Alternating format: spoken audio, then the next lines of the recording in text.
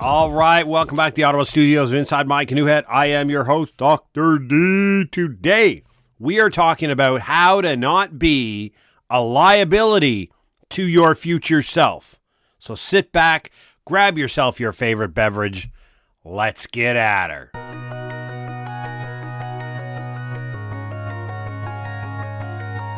Nothing better than some calming music to talk about our favorite subject, that incredible human being in the mirror.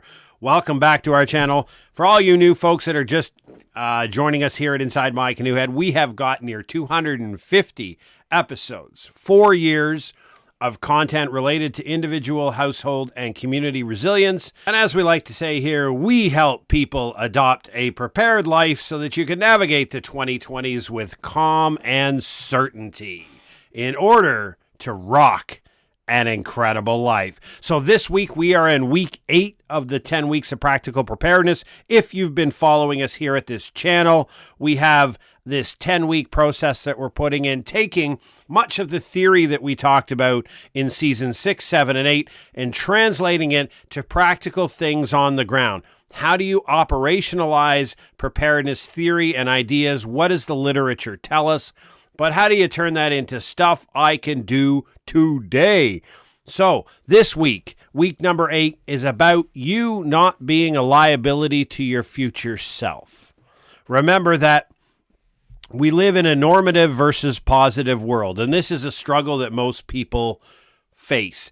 The normative world is what we would love it to be. We love this wonderful world where everybody hugs and there are no wars and there's no famine and the government just hands out magical money to everybody who's in need and everybody's taken care of and housing is available for everybody. This magical, whimsical world is a normative world.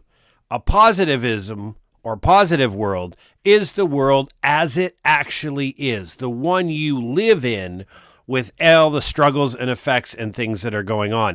And far too many people pound their feet like children because the normative world that they want to live in is not representative of the positive world they do. And that normative versus positive struggle is basically a humanity thing that's been around for a long time. So how do you know, what do we mean about being a liability to your future self? We know that when we think about the idea of no one is coming to help. Now, you hear this not just from great thinkers, but if you think about the motivational world, you know, David Goggins, if you're a follower of David Goggins, talks a lot in his book and in a lot of his podcasts and interviews about the point that nobody's coming to get you out of bed in the morning to exercise. Nobody is coming to tell you and fix your mental health struggles. Right? Nobody is coming to feed you good food. Nobody is coming to force you to sit in a corner and read a book and get smarter, right? Nobody is coming to do those things. If those things are going to occur in your life, then it is you and you alone who have to do it. Now, maybe David Goggins isn't your cup of tea. Think about Mel Robbins. She's a wonderful, incredible human being that talks about the 5-second rule, right? When the alarm clock goes off, you can count to 5. 1, 2, 3, 4, 5, and stand up, right? It's a NASA countdown, she calls it. It's basically saying, and she's clear about it, no one's coming to help you. No one's going to get you out of bed and prevent you from hitting the snooze bar. Nobody is going to do anything to help you. Tony Robbins talks a lot about it in his books and his motivational that, you know, nobody's going to save the money in your bank account for you. Nobody's going to set up your financial future for success. Nobody is going to make you save 20% of your income or 10% of your income or put a wealth tax on yourself or something along that. And when you think about some of the greatest published authors, Sam Sinek, Mark Manson, Greg McKeown, in their various books, they talk about the same thing. And it's basically saying that the responsibility lies with you, right? And there's an exercise that we talk about here at Inside My Canoe Head, and we talk about it in our book in Preparedness Labs Incorporated, is the naked in the mirror thing, right? And this is an honest assessment. Now, you're not going to do this in public because you get arrested in most places, but take 5 minutes and stand naked in front of the mirror and just stare at yourself. No cell phone, no nothing. This isn't recording. This isn't for an Instagram, hopefully. But have a look and spend some time staring at it. Are you proud of what you see? Are you happy about what you see? And the same exercise goes with spend 5 minutes alone with your thoughts. What comes to mind? Go to a place like the forest or a room where you have no stimulus whatsoever and just spend time with your thoughts. Do your thoughts make you proud and happy of who you are? A lot of times there's going to be some issues with that. The idea being is that normative versus positive, no one's coming to help you, and are you proud of where you are? Very much we ask you whether you want to invest in what matters, right? You'll always be there, irrespective of whatever situation comes along. And if we talk in the world of preparedness, calamities, disasters, everything comes along. When chaos strikes, you are who you are. What you are physical, mental, and financially, strength-wise, as we say in the Army, right? When a war happens, you fight with the army you have, not the one you want. And as a personal individual in this world, you face calamities, struggles, and strife based upon exactly how you've invested in yourself. Right? The time, effort, energy, mental and physical acuity, everything that you've done to prepare yourself for a future event. When an event happens, you are what you are. If you're out of shape, if you're overweight, if you decide to live a life full of mental anxiety and stress, all of this right now may get you through, but when an exogenous shock happens, and some chaos brings to your life, you're going to have to deal with it with the way you are. And the idea about this whole week of practical preparedness is about the fact that no one is coming to help.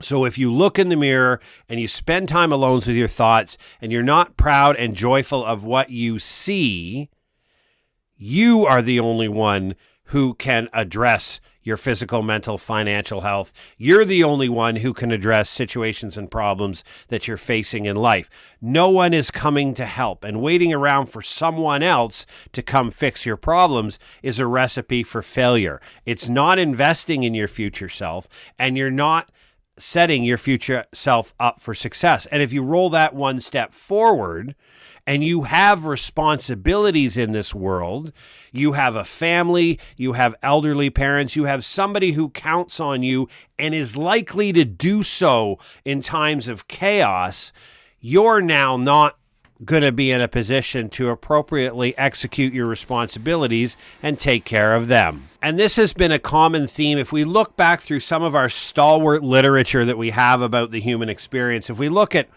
Dale Carnegie's 1930s novel that still is a bestseller, How to Win Friends and Influence People, or if you're a fan of Stephen Covey's stalwart piece, The 7 Habits of Highly Effective People, it all grounds to the fact that you as an individual are responsible for your outcomes.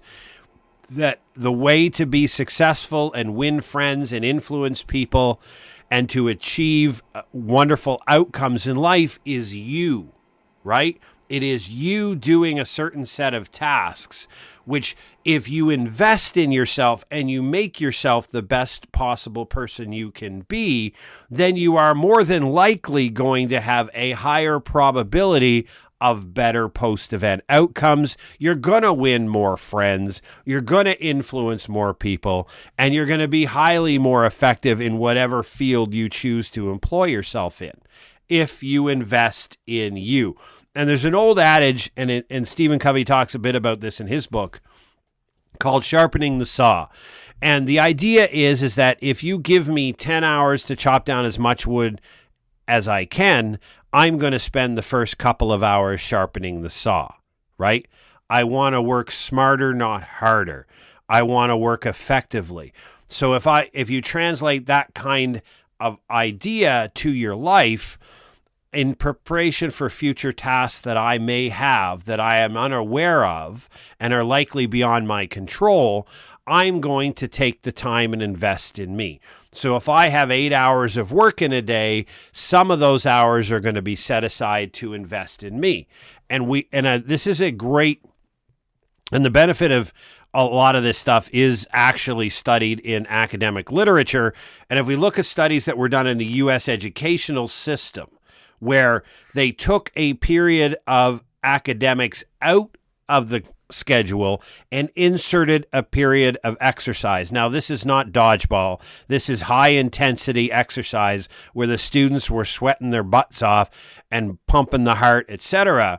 Those students who participated in one period of less academic but replaced it with physical fitness, their intelligence outcomes were higher. They did better in school by spending less time on academics and additional time on their physical health, right? The data shows that that is true.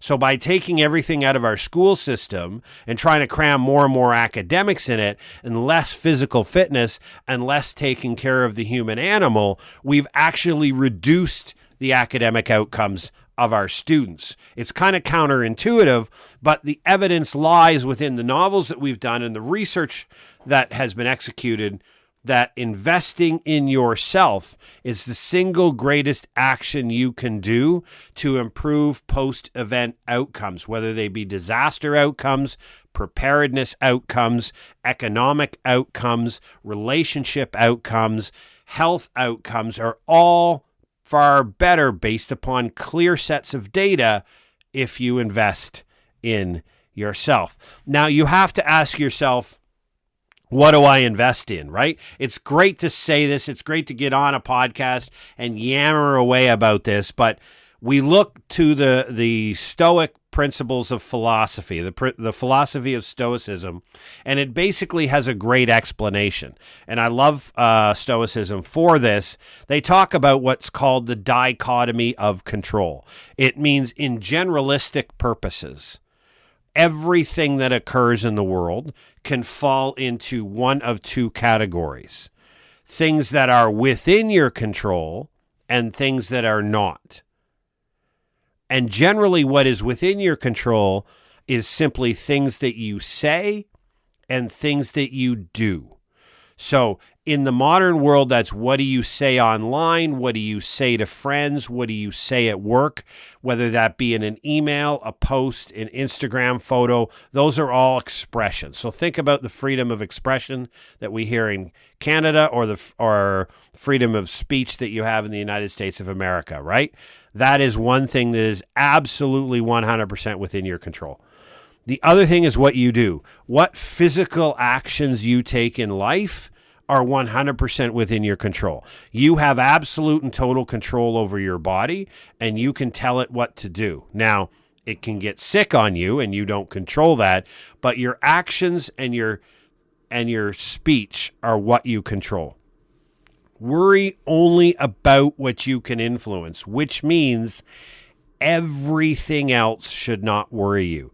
The actions of other people should not influence or bother you. The health of other people should not influence or bother you. Obviously, if you have an ill family member, you're going to feel bad about that, but that doesn't prevent you from doing anything in your life. Accepting that everything else is what it is and it's beyond your control. And that's the Stoic principle of amor fati, which means accepting fate. And it generally means that I will accept fate as is. It's beyond my control, and I will not do anything, try to do anything about it. So it means if you reflect on what's within your control, if you understand of all the freaking people in your life, from your spouse to your partner, to your kids, to your close family members, to your friends, your colleagues, your work, and the other 8 billion humans that occupy this planet, you realize the only thing you actually can control is you and what you say and what you do. So the fact that you choose to allow other actions to influence your emotional and physical state is a choice you're making. And that choice is 100% up to you. And we also have a theory that is emerging, especially in the last, I guess a couple of dozen years, colloquially termed as victimization, right? We have a group of people who believe that they are victims. In other words, I can't do something because was done to me by somebody else, right? We see it in narcissists who always need to be the center of conversation. Everything needs to be about them. Everybody needs to understand what's going on with them. But from the victimization mentality, it's I'm prevented. I'm oppressed. I'm kept down. Someone else's fault that I am in the situation I am. It's not my fault of where I am physically, mentally, financially, whatever it may be. It's the result of somebody else's actions, and therefore I don't bear responsibility.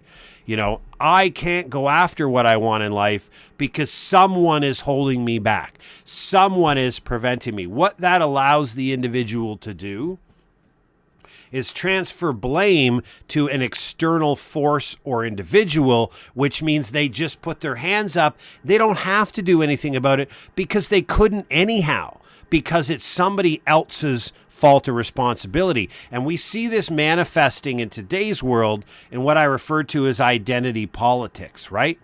So the things are beyond my control. I have these identifiers, and because I have that, society doesn't like me. Society doesn't want to hire me. Society doesn't want to buy my stuff. They just generally hold me back because I am X, right? Those are people looking for excuses for their poor choices. People who have made poor choices that have resulted in bad outcomes are attempting to assume or label or place responsibility on something other than the incredible person in the mirror. So when you can see all of these forces that are around, how do you not be a liability to your future? And the basis of everything we're going to do this week is grounded in the first principle and the number one question we ask in emergency preparedness. Who is responsible for your outcomes? The first and prominent thing that you have to do to understand all that noise that I just talked about for the last 15 or 16 minutes is accept responsibility for your outcomes. It's that simple, right? You are where you are. This is not about beating yourself up for where you got. Self anger and self-pity and negative talk is just, it's totally unhelpful in this world, and it's purposefulness, right? It serves no purpose. This is not an exercise in blaming you for where you are, right? We don't blame anybody. It is what it is. Here I am. I'm out of shape, overweight. I'm incredibly anxious. I have a high level of stress, and I'm broke. Well, welcome to life, right?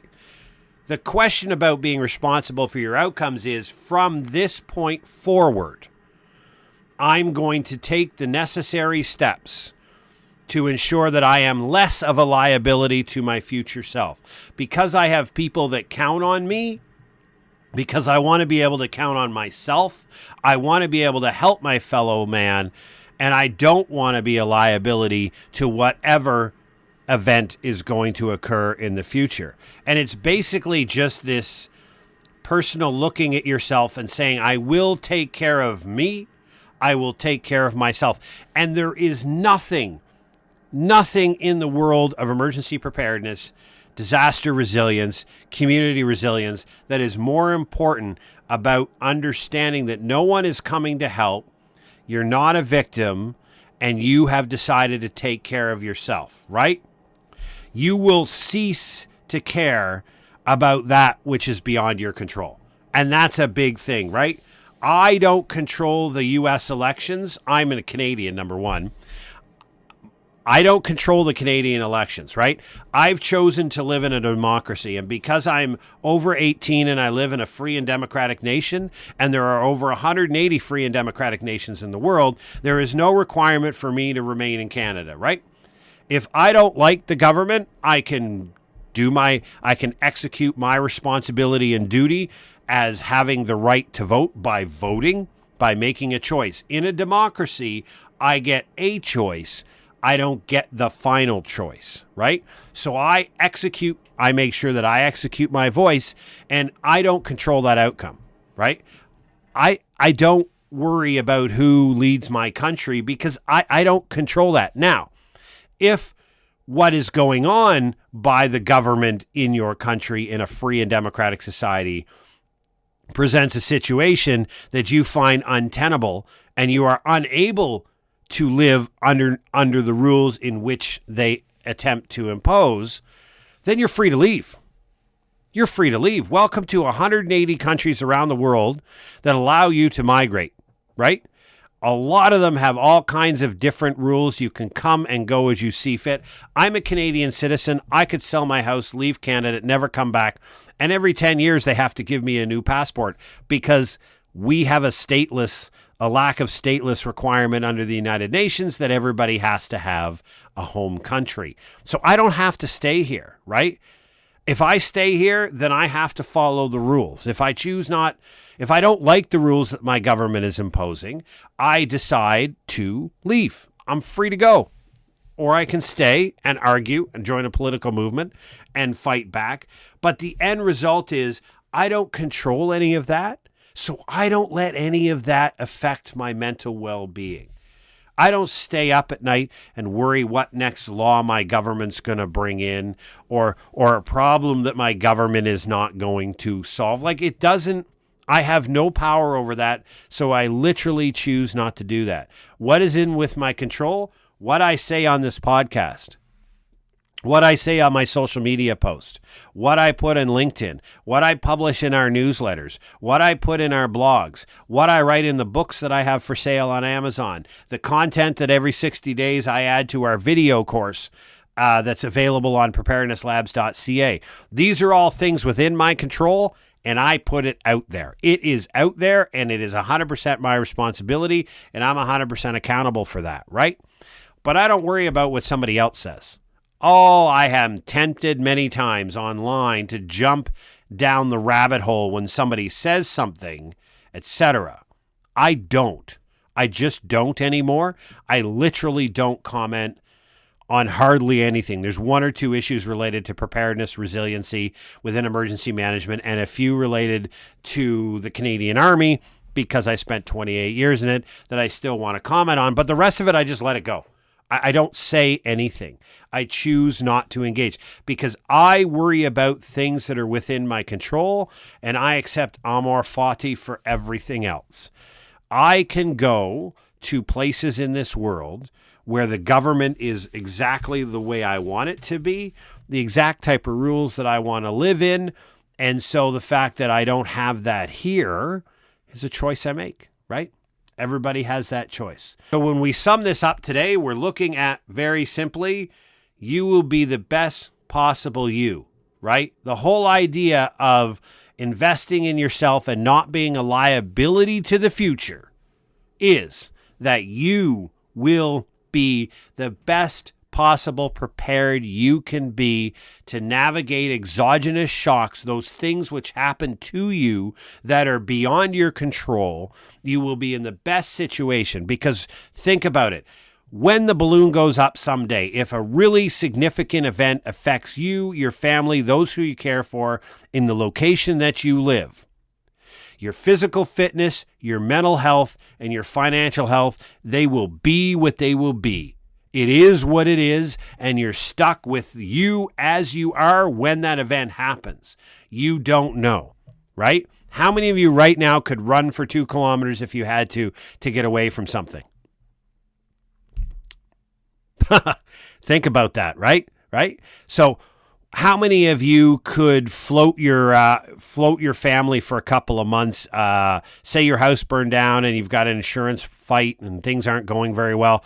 Could you float your family with your own financial assets for a couple of months while you figured this stuff out? Or are you going to place your family in a position where now somebody else has to pay your bills for you, right? Somebody else has to step in and cover your losses because you didn't prepare properly. And some people don't like that, especially when I say things like that in today's world of inflationary expenses, rising cost of living, incomes are not rising at the same rate. And I'm like, yeah, do you live in a normative or positive world?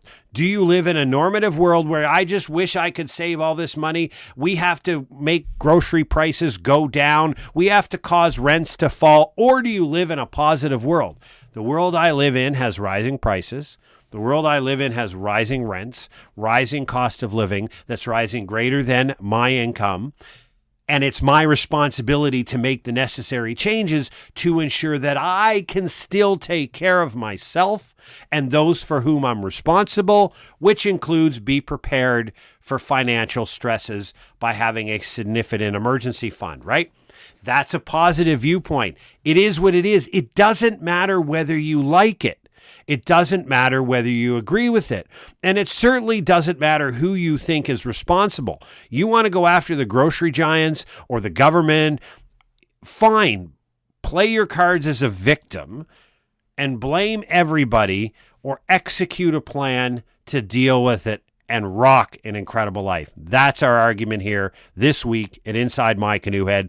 Stick with us. You'll be seeing it all week throughout our social media posts. We have another podcast coming up on Thursday that is going to talk very, very specifically about your physical, financial, and mental health and the exact things you can do to accept responsibility for your outcomes and take care of the future. Set yourself up so you are far less of a liability to you and society around you. Because remember, that's the unspoken truth. If you fail to take care of yourself, if you fail to get yourself ready for the future, then now you're placing a burden on society. You're now placing a burden on society and asking them to do things for you for which you're supposed to be able to do for yourself because you made the active choice not to invest. Right? Now society has to pick up your bills because you didn't save. Now society has to take care of some physical needs because you didn't get inappropriate levels of fitness. Challenging, people don't like it, but that's what we do here at Inside My Canoe Head. Innovative, disruptive ideas, making people feel uncomfortable to initiate change. So thanks again. If you have anything you want to give us, good, bad, or indifferent, drop over to our website, www.insidemycanoehead.ca. If you really like what you hear, there's a link there to buy me a coffee. If you don't want to buy me a coffee, I'd appreciate if you hopped over to Apple Podcasts and give me a review. And if you don't want to do that, simply slide over to my YouTube channel where this podcast is published as an audio file and give it a like. Hit a subscribe. And if you don't even want to do that, just tell somebody else to listen. That's all I need, right? I appreciate everything. Everything we do here at Inside My Canoe Head is free of charge. It always will be. The best possible evidence-based and research-grounded advice you will ever receive in the field of preparedness. It's non-apocalyptic. The sky is not falling. We're not on the edge of societal collapse. And you're not going to have to bug out to the woods. I'm sorry to break your plan.